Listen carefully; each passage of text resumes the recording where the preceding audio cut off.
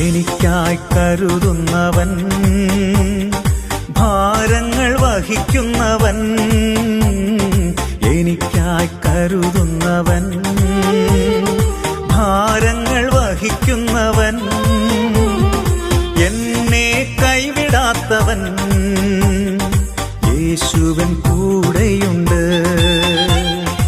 എന്നെ കൈവിടാത്തവൻ, യേശുവൻ കൂടെയുണ്ട്.